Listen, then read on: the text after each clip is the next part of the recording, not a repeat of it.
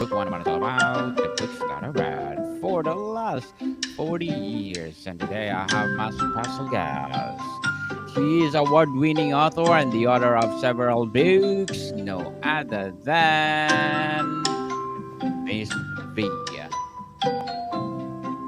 Hello. Welcome to Book 101, Miss V. And can you please introduce more about yourself? Hi, I'm Venus Campbell. I am award-winning author of several books under several different pen names. Most current Venus Campbell book is To Desire the Stars, and I'm excited to talk about it. We've gotten a lot of press on this particular book and a lot of good reviews. So we're here and we're happy. We are happy indeed. And thank you so much for sharing your knowledge and wisdom to the world, Miss Venus. And let's talk about the desire, the stars. Can you tell us about this amazing book? Sure. So the hook of this book is that this is a sci-fi romance about an Earthling woman and an alien man, and in his society, scent rules all. So the rulers have a specific scent, and he has to leave his planet. His throne is usurped. He's a prince, and he lands on Earth because Earth has so many different kinds of scents. He can hide his scent there from those who are trying to hunt him down. But while he's there, he discovers that this woman who happens to be in the office where he's hiding out with an assumed identity has the perfect scent for him. So scent is the catch for this particular story. The underlying theme is about uh, constructs in society, about caste systems, and trying to be who we each of us are. Interesting indeed, Miss V. So, what are your struggles in writing this book? Uh, Actually, I wrote this book with my critique group, and the struggle was in dealing with so many different perspectives on the same piece of writing. There's nothing like having 10 different opinions about one piece of text, and the need to struggle to get that the writing done despite all the different diverse opinions about it. So that was the biggest struggle. That was the biggest struggle because everyone had an opinion, and I respected every opinion that I received. Yeah, yeah. But we made it through, and like I said, it's getting great reviews. So I expect that I was able to incorporate, and my editors were able to edit properly to highlight the most important parts of the story, and to capture what was interesting to all of my critique partners, all 12 of them. So, can you describe the main themes you explore in this sci fi romance novel? Sure. So, as I said, the main theme is about caste systems. This particular caste system is based on scent, and how it can divide families because your scent can change from generation to generation. So that's the underlying theme, is how we rely on and need to dismantle caste systems. This is a happily ever after sci-fi romance, so I assume that anyone who's interested in romance and science fiction will find a good home with this particular book. That's my hope, at least. That's my hope. Yes, indeed. And how do you develop the romantic relationship at the heart of the story? Sure. Uh, Opposites attract. and those who are alike will stay together. We're such multidimensional people that you can find things that are in contrast with two individuals, and layer on top of that things that they have in great in common with each other, and play against the conflict that arises when two people have two very different ideas for themselves and their future. For To Desire the Stars, the main character, she finds that she has to leave Earth in order to stay alive. And he takes her from Earth, despite the fact that she really does not wish to go. And she is a very controlling individual, and he is all about understanding the variables. And as a consequence, he controls her in a way that really brings conflict to their relationship, bitterness, I would say. Even though he was removing her from the planet to save her life, he didn't allow her or offer her the opportunity to have, self control. And as a result, there is a lot of conflict. So I played off of that. I always like developing characters that people will like, and but they're all flawed. We're human beings, and human beings are flawed. And I utilize, the sympathetic flaws to create a relationship between the two of them. What are the main characters and what drives their desires and motivation, Miss V? hmm so the main protagonist is Lissa, Melissa. She's a Latina woman, and she is like a perfectionist. She does admin work. She works for the head of her company, and no one does it like her. She's got it all handled. She's very controlling. The love interest is Jaren Graff. Again, he is an alien from another planet, solar system, galaxy, I would say. And he's on the run and looking for a planet where he wants to hide. And between the two of them, they get into conflict, trying to understand each other, trying to retain control. They're both controlling people in different ways. But in this way, something must give. Something must give. And unfortunately for her, he has a big ship. And so he can use Mhm. his technology to move her about. Mm. Interesting, Miss V. And wow, very well said. How did you balance the sci-fi and romance elements to create a cohesive story? Yeah. Uh, so I once read a book, a sci-fi romance by author Janelle Taylor, and really it was the most well-written blending of science fiction and romance, and I really based my book a lot on that structure. They had organic interactions with science fiction elements like his ship. His ship has the capacity to transverse space using technology that humans don't understand, but at the same time, it's so common that he doesn't even really think about it much. Some people like to delve into the technical ways of organizing their thoughts as they write.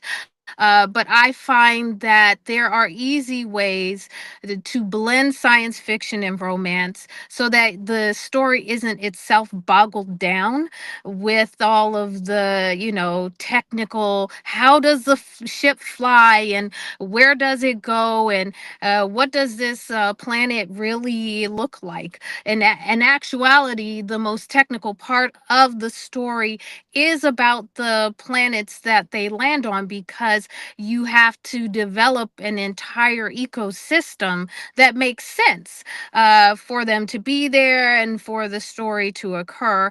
And I had to do a bit of research on, how planets are developed and what would be required for the type of environment I wanted this planet to have. Miss V, as There it an is. author, yes. Here we go. The desire, the stars. What is your process for developing the chemistry between the romantic leads? Again, really finding characters that are multidimensional, that on one level they have some conflict, but on another level they are very much alike. For Jaren and Lissa, both of those characters are very controlling characters. They're both used to being in control and in many cases in charge, though they are both cast into a situation where neither one of them at one point or another has control over what's happening to them. So I play on that. I play on the natural attraction of two characters to each other. They're both good characters, they're good people as characters go, just trying to do the right thing. And I think that we all are attracted in one way or another to characters that, want to do the right thing. They may not always do it, but they're trying. That's attractive in and of itself. And I think that's where their attraction really starts to bloom, is they realize that each of them is trying to help the other, even if it isn't the best effort. They're still trying, and that in and of itself is endearing. As someone who has a lovely husband who is always trying to do his best, that is the real truth. Yes, for sure. Did you face any surprises or unexpected turns while writing the story? Not while writing. However, I did have an editor who was very good, who chopped an entire scene. And I had to restructure the story, the text, to ensure that I would still be able to play the story to the end. To me, the scene was very pivotal, and she didn't like it, and she had many very good reasons as an editor why she didn't like it. So that was actually the biggest hurdle in finishing that round of edits, was figuring out a way to take the elements of that particular scene and put it back into the story without the scene that I had developed. That was a challenge. Yeah. It's a challenge indeed. And as an author, Miss V, as a award-winning author, what are your short-term and long-term goals? Well, I have a number of pen names. And so under another pen name, I am finishing up the first of a YA fantasy. And my short and long term would be to complete that series. It'll be about 4 books. Mm. I also have a number of other genre stories. All of my stories are multicultural speculative fiction stories, but some of them are children's books, some of them are adult books, some of them are spicy books.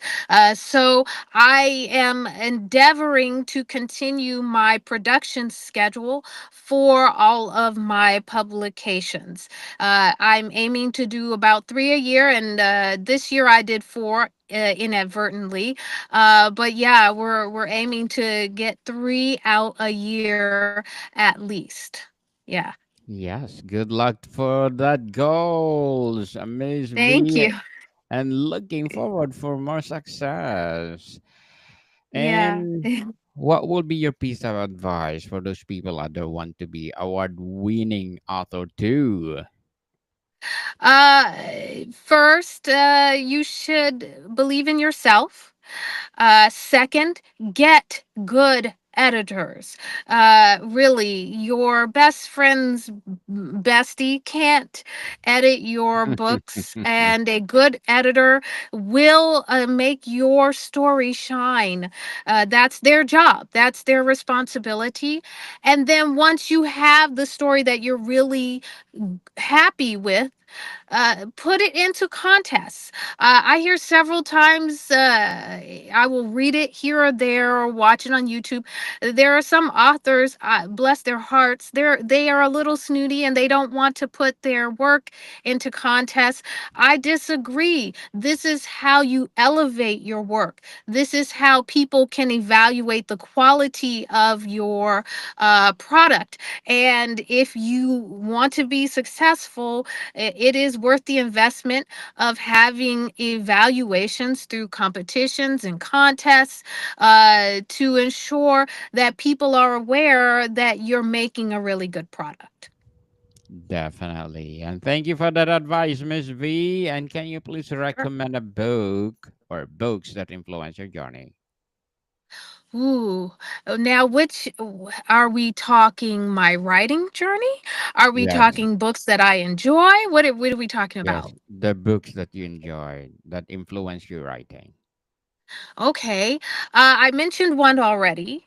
That's the author Janelle Taylor.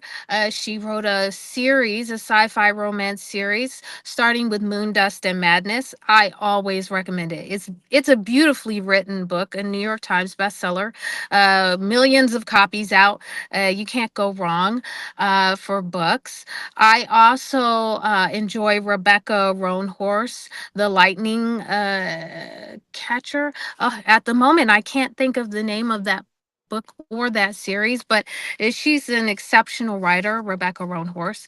There's also N.K. Jameson.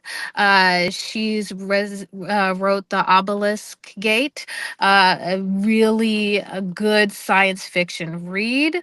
And I would just recommend one book for those who are really interested in the writing process and how to write exemplary. Plot Perfect is a very good writing book. You know, how the writing process. Those are my big ones. And so hopefully those will be useful to some folks. Yes. And thank you for that recommendations, Miss Thank you. V. Sure. And to the desire, are there any hidden Easter eggs or references in the book that fans might pick up on? I like a play on words. So of course, the more obvious one is the hero's ship is called Star Desire. And of course, there are little cues there. I think that anyone who's interested in scent will find a lot of little Easter eggs about scent and how we relate to each other on different levels, including the five or more senses.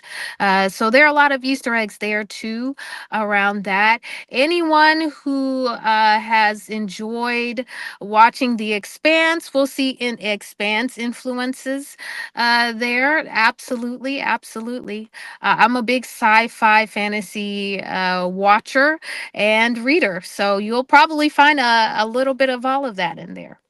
Yes, indeed. Sci-fi. And Miss V, Yeah. how do you decide on the title to Desire the Stars and what does it signify? Oh, I don't. It just came to me. It was just it hit me. I hadn't even I and this happens a lot in my writing. I will actually come up with the name of the book and then I will start writing. I think it's, percolating in my head before I'm conscious of it. And the name is the thing that comes first.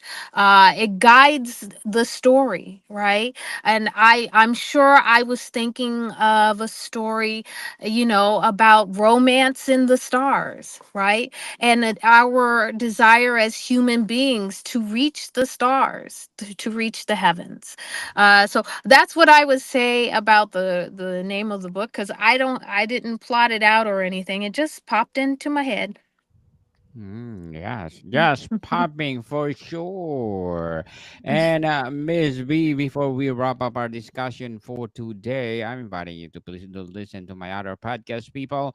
My other podcast, because my abstract essay is already in fifth season, abstract poetry in second season, and my Book 101 review in fifth season too. Comedy 101 in second season, and my Food 101 in fifth season as well. Geography 101 Fantastic. in fourth season, and Law 101 and Mental Health 101 are my baby podcasts, people. My baby podcast. Love Letters in third season, and Movie 101 review, and Music 101 in fourth season, and Science 101 and Sex 101 in its first season. Please listen to them wherever you listen your podcast. So, Miss V, can you share any plans or for a sequel or expanding the universe for this book? Yes, probably not terribly soon.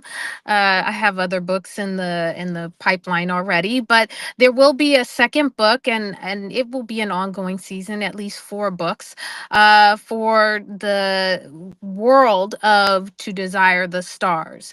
Not the same characters. It's a romance. They have their happily ever after, but there's a new book that is percolating in the head that will be written. And of course, I have the name of the book because that's always the first one that comes out. That will be Possession of Starlight. And it will be related to the characters in To Desire the Stars. You know, we'll do a sidestep. It'll be a cousin of the heroine and the doctor who is premiered in this book in To Desire the Stars. Those will be our the main characters for the next in this world. Yeah. Or universe. Yes, yes, for more universe for sure. And Miss V Campbell, thank you so much for sharing your knowledge and wisdom to the world. Absolutely. So, can you please invite our listeners to support all your books, your advocacy, or any projects that you're doing right now? Yes, as I said, and I have a number of other pen names. I'll mention very quickly. The other pen name is Evie Abel, and she has a book coming out in the next month, Phoenix Ash and the Sands of Morpheus. So keep an eye out or an ear out if you happen to see it online. And of course, please pick up To Desire the Stars and reach out to me. Authors love to hear from readers. We truly do. And we love to talk about our books. So thank you so much. Yes. Yes, indeed. So please do come over and let's talk about all your books. People, Thank let's you. support Miss V. Campbell, award-winning author, and because if you support her, for sure, more and more and more empowering award-winning pieces to come. So, Miss V, thank you so much for your time. Thank you, Daniel. More to come, people. See you soon.